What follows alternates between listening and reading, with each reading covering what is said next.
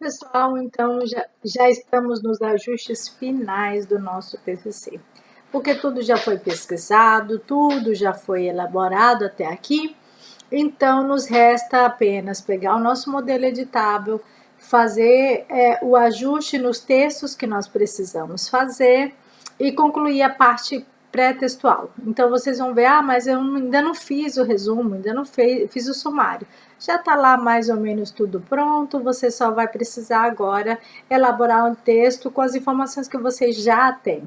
Então são basicamente ajustes, não precisa correr mais atrás de nenhuma informação adicional, não precisa elaborar mais nenhum documento, é só preparar já para finalizar, tá bom?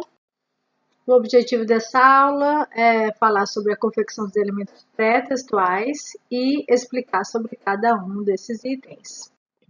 Os elementos pré-textuais, como o próprio nome diz, eles vêm antes do texto, antes da exposição da pesquisa em si.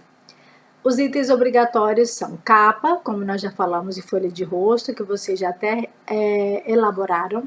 Resumo é uma questão obrigatória por causa do nosso modelo que os cursos Pronatec estabeleceram aqui para o Tocantins, os cursos realizados pela SEDUC, não é?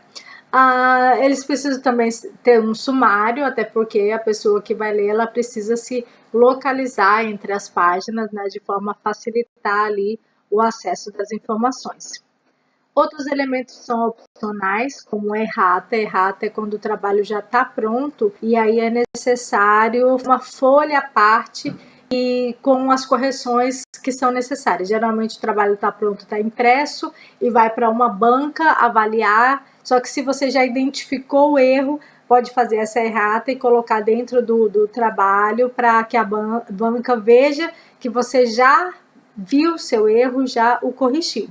No nosso caso, nós não teremos banca, então esse documento não vai ser usado. Vocês têm tempo para fazer o trabalho, receber a orientação e depois fazer as adequações necessárias. Tem a dedicatória ou agradecimento, são opcionais. Tem lá no nosso modelo, se vocês acharem interessante, podem fazer agradecimento ou alguma dedicatória. Se não achar interessante, é só excluir a página, tá bom? Mas não deixa aquela página cheia de informações lá, vermelho, com explicações. Então, se não for escrito dedicatória de agradecimento, então simplesmente excluam a página. E a epígrafe? Também tem um modelo lá falando sobre isso. Bom, o agradecimento, como eu falei, é opcional e o grupo vai utilizar quando quiser homenagear alguém ou agradecer as pessoas que ajudaram na elaboração do trabalho. Então, uso o espaço dedicatório, agradecimento. Essa parte do trabalho não é obrigatória, portanto, é recomendado ser bem simples e breve na elaboração do texto. Então, não é um agradecimento pela sua trajetória de vida, a situação que você venceu. É quem, de fato, contribuiu e ajudou para que você fizesse esse curso, para que você concluísse esse curso, né? Te ajudou durante o curso, alguma coisa nesse sentido. É um texto que deve ter preferencialmente entre 150 e 500 palavras, ou seja, é um texto mais curtinho, a menos que metade de uma folha. No TCC, ele sintetiza em um único parágrafo as ideias do trabalho. Para escrever um resumo perfeito, é necessário finalizar a pesquisa, iniciar o texto falando sobre o tema principal, abordar os principais tópicos do trabalho ao longo do TCC. E é importante não esquecer de usar sempre frases objetivas, curtas e escritas em voz ativa.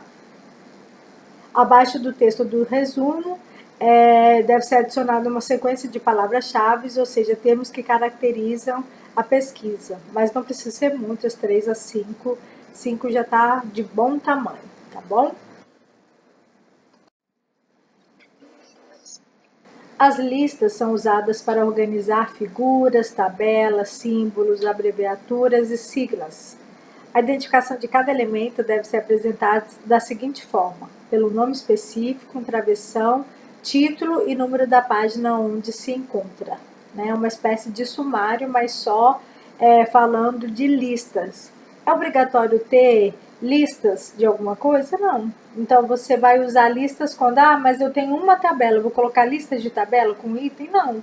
Então se você utilizou no seu trabalho várias tabelas, aí compensa colocar uma lista de tabelas. Se você usou várias figuras, compensa colocar uma lista de figuras, vários símbolos, compensa colocar uma lista de símbolos. Às vezes abreviatura e sigla, né, de bom tom, que a primeira vez que você use uma abreviatura ou uma sigla, você primeiro escreva ela da forma por extenso, né, todo o significado, aí depois já utilize a forma de sigla ou abreviatura e a partir daí só use a abreviatura. Mas vamos supor que tem uma explicação do que seja a BNT no início, no primeiro capítulo. E a pessoa está lendo ali o que seria, lendo o texto a partir do 5º capítulo. Ela não viu o termo ali da BNT, então ela pode não saber o que significa a BNT. Aí o que ela faz? Ela vai lá na lista de siglas ou abreviaturas e vai ali descobrir o que a BNT significa, né? Então, só utiliza listas quando de fato tem muitas informações daquelas, de tal maneira que é necessário abrir uma espécie de sumário específico só para organizar essa informação, tá bom? O sumário é o item obrigatório no trabalho de conclusão de curso. Ele serve para apresentar a enumeração das páginas e as respectivas seções do trabalho. O alinhamento é à esquerda sem recuo. O espaço das entrelinhas deve ser de 1,5. O tamanho da fonte é 12. Definindo as marcações corretamente, você pode gerar o sumário de forma automática através de um editor de texto do Word, ou também tem a possibilidade de criar ali um quadro ou uma tabela para que fique organizado, que foi o exemplo que eu preferi utilizar. Então, no nosso modelo editável, já tem um modelo certinho do sumário, vocês só vão precisar adequar de acordo com o trabalho de vocês. Se for necessário, acrescentem mais itens no sumário. Se for necessário, tire algum item do sumário, mas é importante que tenha lá o título certo de cada seção e a página correspondente. E aí, pessoal, esses são os nossos elementos pré-textuais. Vamos julgar o que é, com base no que a gente falou aqui, o que é obrigatório tem que fazer, o que é opcional, vocês vão julgar se é importante ou não para vocês colocar, tá bom?